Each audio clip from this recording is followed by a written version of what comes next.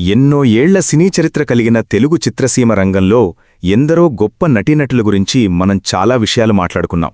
మరి ఈరోజు నేను మీ ముందుకు తీసుకొస్తున్నది అలాంటి ఓ విశిష్ట నటుడు గురించే. చిత్రసీమ రంగానికే తిరుగులేని నటుడు. ఆయన లెజెండరీ యాక్టర్గా అందరి గుండెల్లో ఇప్పటికీ చిరస్థాయిగా నిలిచిపోయారు.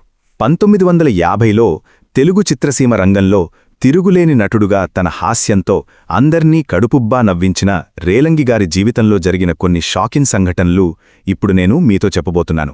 రేలంగిగారి హాస్యమంటే ఎలా ఉండేది అంటే, అప్పట్లో రేలంగిగారి కోసమే సినిమా థియేటర్కి వెళ్లేవాళ్లట. అది కూడా ఓసారి రెండుసార్లు కాదు, 3-4 సార్లు చూసినా రేలంగిగారి కోసమే చూడాలి అన్నట్లుగా అలా ఆయన హావభావాలతో హాస్యాన్ని పండిస్తే ప్రేక్షకులంతా పొట్ట చెక్కలయ్యేలాగా నవ్వేవాళ్లు. జీవితంలో ఉన్నవన్నీ కాసేపు మర్చిపోయి రేలంగిగారి హాస్యం అందర్నీ అంతగా ఆకట్టుకునేలాగా ఉండేది. రేలంగి వెంకట్రామయ్య గారు 1910లో తాడేపల్లిగూడెంలో జన్మించారు. ఈయనకి చిన్నప్పటినుంచి నాటకాలంటే చాలా ఇష్టం. రంగస్థల నటుడిగా చిన్నప్పటినుంచే ఎన్నో నాటకాలు వేశారు.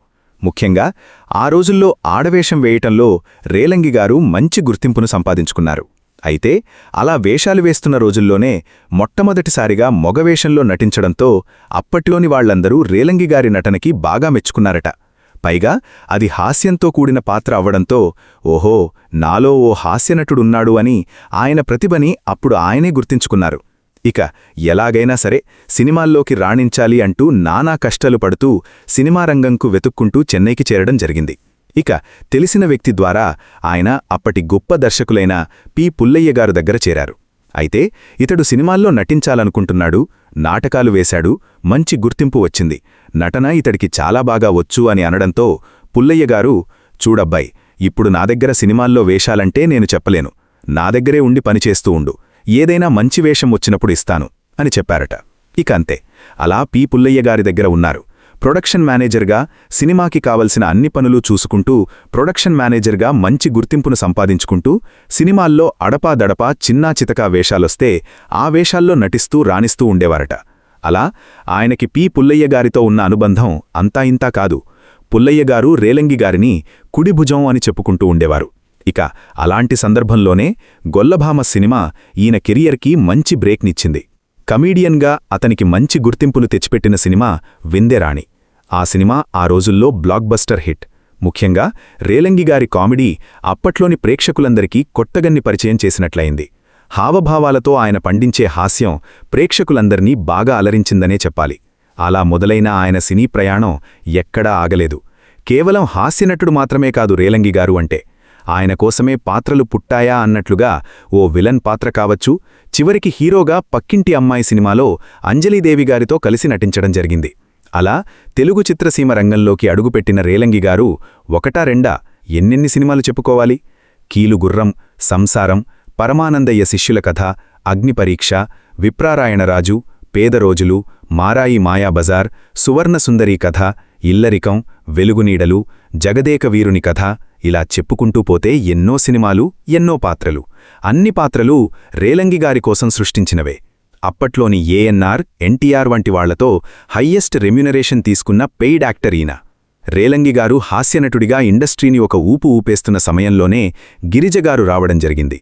నిజానికి గిరిజ ఓ స్టార్ కమీడియన్గా ఇండస్ట్రీలో నిలదొక్కుకోవడానికి దాని వెనక ఉన్న కారణం రేలంగిగారే అని చెప్పాల్సిందే. వీళ్ళిద్దరి కాంబినేషన్ స్టార్ పేరుగా హిట్ కాంబినేషన్ అవ్వడంతో రేలంగిగారికి సినిమా అవకాశాలు వస్తున్నప్పుడు మన పక్కన ఆ అమ్మాయి ఉందా, ఆ అమ్మాయిని కూడా పెట్టండి, చాలా చక్కగా నటిస్తోంది, కామెడీ బానే చేస్తోంది కదా అంటూ గిరిజగారి పేరు చెప్పడంతో ఇక దర్శక నిర్మాతలు రేలంగిగారిని వదులుకోలేరు కదా, గిరిజగారికి కూడా అవకాశమిచ్చేవారు. అలా రేలంగిగారు, గిరిజగారు, ఓ పక్క ఛాయాదేవిగారు, సూర్యకాంతం, ఇలా వీళ్ల కాంబినేషన్స్ సూపర్ డూపర్ హిట్స్. ఇక గిరిజగారితో రేలంగిగారికి ఆత్మీయమైన అనుబంధం ఉండేది. ఆవిడంటే ఆయనకి ఎంతో అభిమానం.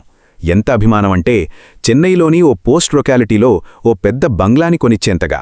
మరి అలాంటి గొప్ప హాస్యబ్రహ్మ రేలంగిగారు 100కి పైగా సినిమాలలో నటించి ఎంతో డబ్బును గడించి స్టార్ కమీడియన్గా చక్రం తిప్పినప్పటికీ చివరి రోజుల్లో అనారోగ్య సమస్యలతో బాధపడుతూ ఆయన ఈ లోకాన్ని విడిచిపెట్టి వెళ్ళిపోయారు. మరి అసలు విషయం మీ అందరికీ తెలియని ఆశ్చర్యకరమైన విషయమేంటంటే, ఇంత హాస్యబ్రహ్మ రేలంగిగారి సినీ వారసత్వం ఏమైంది? రేలంగిగారు ఆయన తండ్రిగారికి ఒకే ఒక్క కొడుకు. ఇక దాంతో రేలంగిగారికి ఎప్పుడూ ఓ పెద్ద కుటుంబం ఉండాలన్నది ఆయన కోరిక. ఆయన పెళ్లి చేసుకున్న తర్వాత ఆయనక్కూడా ఒకే ఒక్క కొడుకు పుట్టాడు. ఇక కొడుకుకి తండ్రి నటనను చూసి ఎలాగైనా సినిమా రంగంలో రాణించాలని అనుకునేవాడట. కాని రేలంగిగారు, నువ్వు ఆస్తులు కూడబెట్టద్దు, నేను సంపాదించిన ఆస్తంతా నీకే, నువ్వు నా కోరిక తీర్చాలి, అది కేవలం నువ్వూ నీ కుటుంబాన్ని ఓ పెద్ద కుటుంబం చెయ్యి, ఇంట్లో చాలామంది పిల్లలుండాలి, నువ్వు పెళ్లి చేసుకొని ఎక్కువ మంది పిల్లల్ని కనాలి, మనకి పెద్ద సంసారం ఉండాలి అనేదే నా కోరిక అని చెప్పేవారట. మరి రేలంగిగారికి ఏకైక సంతానం కొడుకు పేరు సత్యన్నారాయణ బాబు. చూట్టానికి ఎంతో బాగుండేవాడట ఆ రోజుల్లో. ఏఎన్ఆర్, ఎన్టీఆర్ వంటి వాళ్లు మీ బాబు గనక సినిమాల్లోకొస్తే మాకు పోటీనే బావా అంటూ ఉండేవారట రేలంగిగారితో. మరి అసలు విషయమేంటంటే, రేలంగి సినీ వారసుడైన రేలంగిబాబు సత్యన్నారాయణ బాబుగా పిలువబడే రేలంగిగారి కొడుకు కూడా తెలుగు చిత్రసీమ రంగంలోని సినీ హీరోనే. అవునండి, వినడానికి ఇంత ఆశ్చర్యంగా ఉన్నప్పటికీ నేను చెప్పేది అక్షరాలా నిజం.